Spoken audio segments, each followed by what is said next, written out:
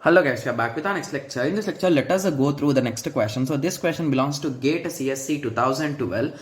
The question is, consider an instance of TCP additive increase, multiplicative decrease. Okay, so it is going to add plus 1 and it is going to divide by decreasing. Okay, multiple decrease. So divide by 2, divide by, in that way it is going to reduce. Okay, so algorithm, when the window size at the start is a slow start phase. Okay, so they clearly gave it is a which phase. Okay, so it is in a slow start phase and the initial value is a 2.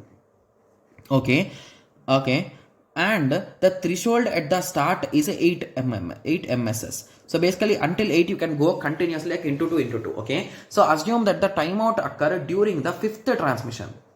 Okay, so find the congestion window size at the end of a 10th transmission. Okay, so if you observe carefully, so let us understand guys. So what they are saying exactly is, so initially it started at 2.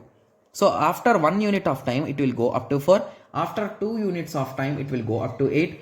Okay, so as we have reached our particular threshold, so in 3rd unit of time, okay, so we are going to increment by 1, right? So this is stage 1, stage 2, stage 3, stage 4.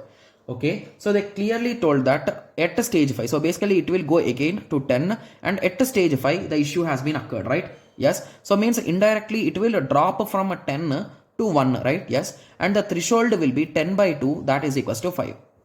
Nice. So now we are going to start at 1.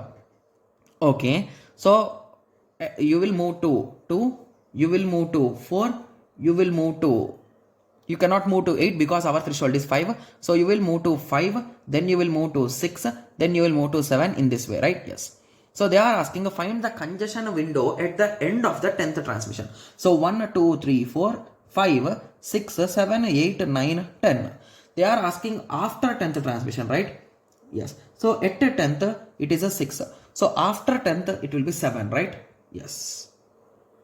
Okay. Yes. So I hope everyone got a clear idea, right? So it is a 7 MSS. Got it? Yes. So I hope everyone got a clear idea. So basically if you are confused, like why exactly it is a 7, so count in this way guys. So this is 1 jump, 2 jump, 3 jump, 4 jump, 5 jump, 6 jump, 7 jump, 8 jump, 9 jump, 10 jump. At 10th jump you are at 7. So in that way also you can calculate it. Okay. Yes. Or else if you are calculating it directly, you need to do one extra jump at the end. Got it? Yes. So I hope everyone got a clear idea on this. So in the next lecture, let us go through the next question. Thank you. Thanks for watching. Like, share and subscribe for more awesome videos like this. Thank you.